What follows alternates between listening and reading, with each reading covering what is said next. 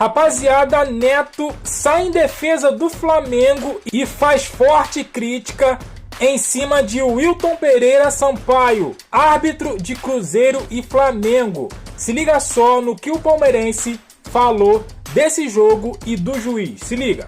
E termina o jogo de Vasco e Palmeiras e começa o jogo de Cruzeiro e Flamengo lá no Mineirão. E mano, uma partida muito boa. Uma partida muito boa mesmo, né? Um jogo que não deu sono. Um jogo que foi muito bom de ambas as equipes.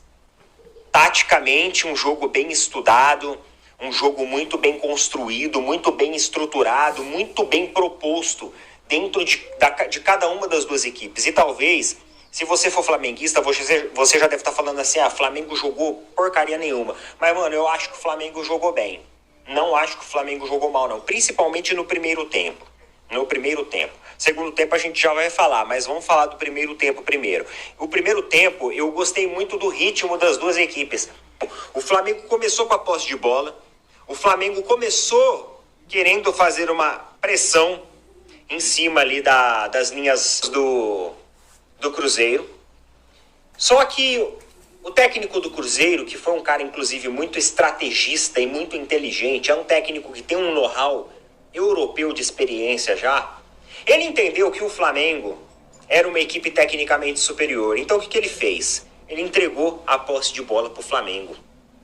De certa forma, ele chamou um pouco o Flamengo para o seu campo de jogo, de maneira proposital. O Flamengo passava do meio-campo, ele conseguia ter espaço na primeira linha do Cruzeiro. Na segunda linha, já começava a afunilar. Ela começava a apertar a marcação. E na terceira linha, esquece. Aí eles davam o bote. E nesse bote, eles tentavam já encaixar uma transição muito rápida. E tentar ligar um contra-ataque. Basicamente, essa era a estratégia do Cruzeiro, né? Afunilar o espaço, prender o Flamengo na marcação, roubar a bola ou induzir o Flamengo ao erro e transição rápida, Caio Jorge disparado lá pra frente utilizando velocidade e funcionou. Funcionou porque eu acho que o problema do Flamengo ontem, uma coisa que eu até estranhei, foi como que o time ficou insistente no primeiro tempo toda hora em jogada pela esquerda. Basicamente, o lado direito do Wesley, ele não foi utilizado. O time praticamente passou o primeiro tempo inteiro sem utilizar o lado direito. E aí, eu vi muita gente falando assim, nossa, o Wesley tá fazendo uma partida muito abaixo. Só que assim, sinceramente, a bola pouco era distribuída para ele também. Pouco era. O Flamengo ficou um time previsível no primeiro tempo. Porque toda hora era jogado do lado esquerdo. Ali no Alexandro, tentando infiltrar. Aí o que acontecia? Passava um pouquinho do meio do campo, afunilava a marcação do Cruzeiro, induzia ao erro, Cruzeiro, transição mais rápida. Teve uma hora que essa transição mais rápida caiu nos pés do Caio Jorge e ele resolveu seguir com a bola. E foi ali que o Léo Pereira falhou, né? Cara, o Léo Pereira, ele foi acompanhando. Antes do Caio Jorge chutar, eu falei assim, gol do Cruzeiro. Não deu outra. Ele chutou e era gol do Cruzeiro. Sabe por quê? Porque no momento que ele vai ganhando espaço, eu já sabia que ele ia chutar. Qualquer um sabia que o Caio Jorge ia chutar, porque só tinha ele ali. Era 2 marcadores do Flamengo contra o Caio Jorge. E o Léo Pereira, que era o responsável por dar o bote antes, ele tinha que ter se antecipado. Ele não podia ter assistido, recuando e assistindo o Caio Jorge vindo. Cara, interromper aqui um pouquinho para falar de Léo Pereira. Ontem, o time quase todo foi nivelado para baixo, né? Mas o Léo Pereira não é de hoje. Cara, é um zagueiro extraordinário, um bom zagueiro. Não tô falando da qualidade dele em geral, mas eu tô falando do momento dele. O momento dele não é bom, já não é de hoje que ele vem cometendo falhas. E Léo Pereira, no auge dele, pra mim a zaga do Flamengo precisaria ser Léo Ortiz e Danilo. O Caio Jorge tem a condição de passar para algum jogador que viesse no lado paralelo? a ele. E aí o que ele fez? Ele chutou. Ele fez o óbvio. Ele chutou. Era óbvio que ele ia chutar. E um baita de um erro de leitura para um zagueiro com experiência. Não é? A gente está falando de um zagueiro do Flamengo. Uma brecha. Era para ter dado o bote antes. Porque se ele dá o bote antes e sofre um drible, o que pode acontecer? O Ortiz pode afunilar em cima do cara.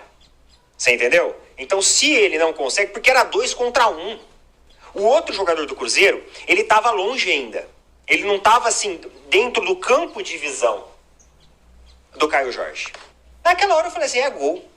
E depois, na sequência, o Caio Jorge fez quase outro gol da mesma forma.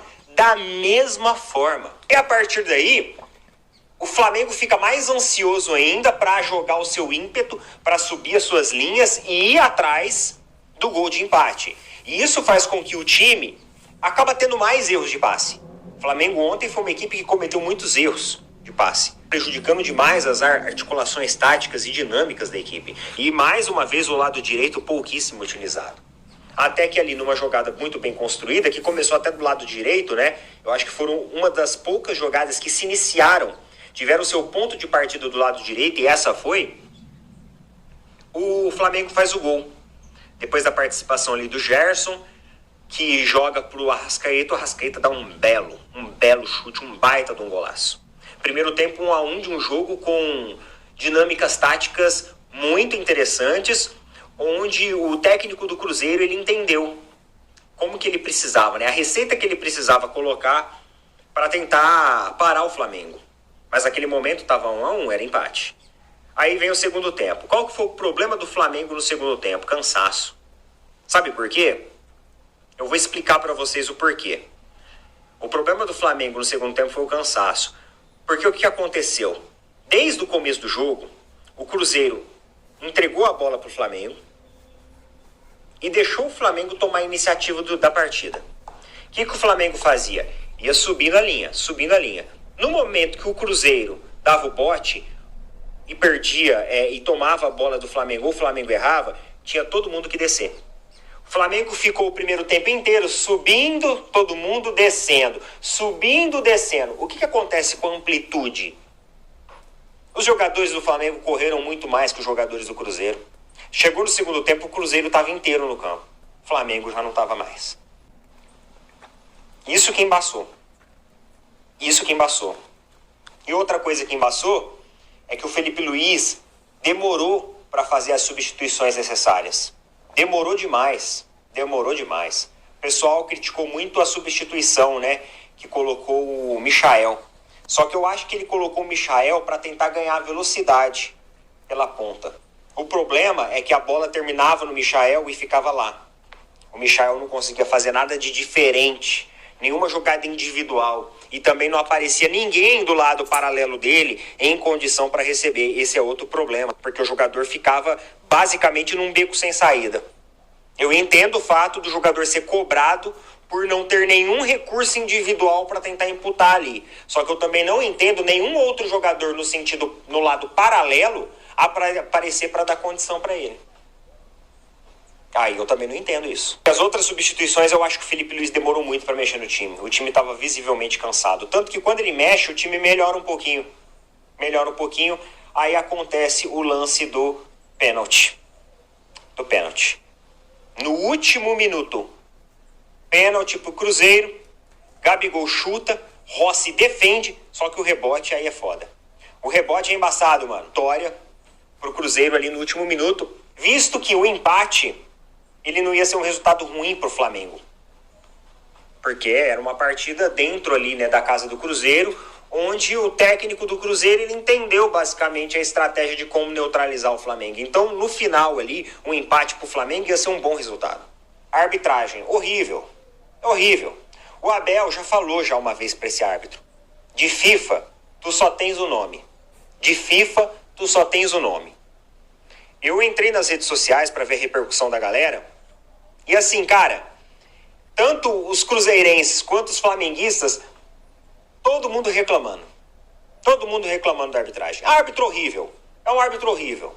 Eu não gosto dele. Ah, teve uma falta ali na origem da jogada, que depois aconteceu o pênalti. Realmente, teve uma falta ali, teve mesmo. É um árbitro horrível, galera. Mas não é que ele assim, ele marcou isso para favorecer o Cruzeiro. Não, é que ele é ruim mesmo. Ele é ruim. Eu falo para vocês, a arbitragem no Brasil, ela é ruim. Ela é ruim. Uma hora, os times serão... Um time será prejudicado, outro favorecido. É isso que vai acontecer. Ela é ruim, de todas as formas possíveis. Agora, galera, eu vi uma repercussão muito grande de críticas relacionadas ao Felipe Luiz. Mas muito grande. Várias e várias pessoas criticando o técnico Felipe Luiz do Flamengo. Alguns até pedindo, né? Volta Jorge Jesus. Esse estagiário aí não tá dando conta. Pessoal, é o seguinte. Vou colocar a minha opinião aqui, tá? Eu não sou, assim... Eu sei que dá um ódio muito grande levar um gol no final. Eu sei que dá um ódio muito grande, às vezes o técnico ser teimoso e insistir demais no jogador ou demorar demais para fazer as substituições necessárias. Parece que às vezes é tão nítido, que assim, todos os torcedores percebem e parece que o técnico ele não enxerga os problemas e as carências que acontecem em alguns jogos. Então assim, eu entendo muito o torcedor do Flamengo, até porque a gente reclama disso bastante também lá com o Abel. A gente reclama disso. Só que é necessário entender também que o Felipe Luiz, ele é técnico faz o quê? Já tem um ano já que ele é técnico, ou nem isso? De time profissional não tem nem um ano que ele é técnico. Então, não é querendo passar pano para os erros, não é querendo falar que não pode criticar. Mas eu acho que é necessário ter um entendimento de que, assim, ele está aprendendo muita coisa. Muitas das experiências que ele está tendo é a primeira vez que ele está tendo. Então, algumas críticas que algumas pessoas fazem a ele, na minha visão, têm sido muito pesadas. Porque ele é um técnico jovem, iniciante na carreira, e que, assim, ele não está querendo adotar um futebol pragmático.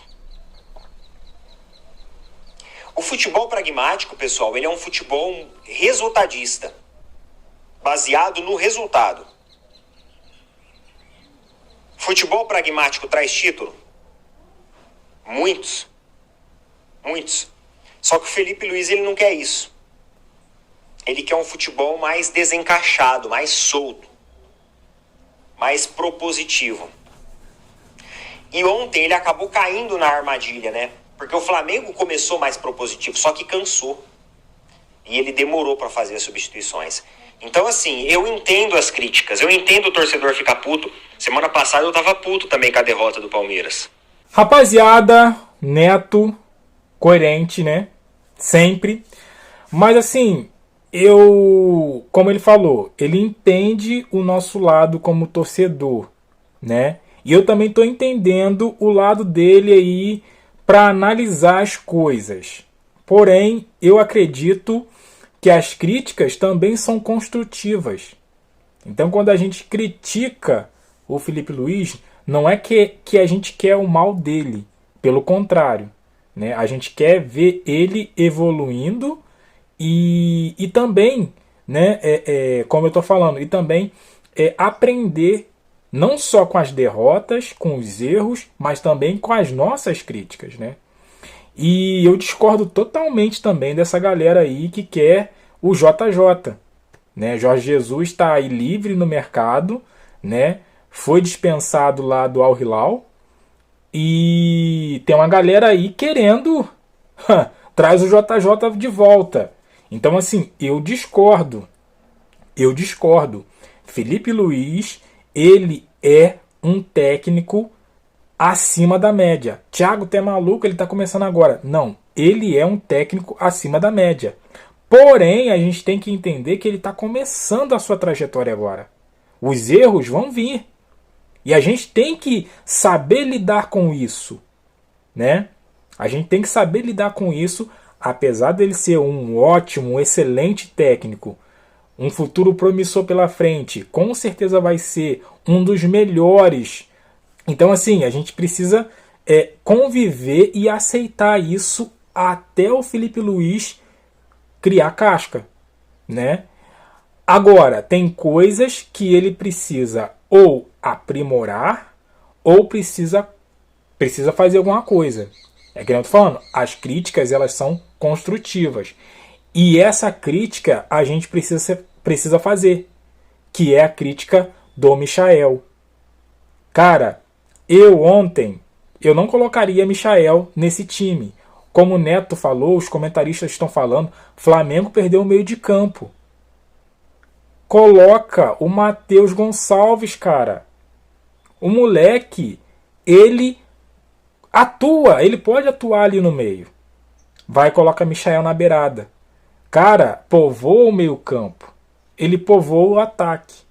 Enfim, a gente, pelo menos eu, né? Eu tenho certeza que o Felipe Luiz vai dar a volta por cima aí, né? O Léo Jardim lá do Cruzeiro tem muita bagagem, né? Técnico europeu. Então, assim, não pra gente não é normal uma derrota, mas olhando para o âmbito futebolístico, é normal uma derrota para o Cruzeiro em casa, na casa deles. É normal, me entenda. Pra gente, torcedor, nunca vai ser normal perder, em qualquer lugar. Mas, se tratando de Campeonato Brasileiro, que é uma coisa muito difícil, se tratando de um clássico, né, nacional, se tratando de que o adversário está jogando na sua casa, com o apoio da sua torcida, numa ascendente, num crescimento, convenhamos, é normal. É normal. Mas eu quero ouvir a tua opinião, cara. Deixa a tua opinião aqui no comentário, deixa aquele like, se inscreva, compartilha. E eu fico por aqui até a próxima. Valeu!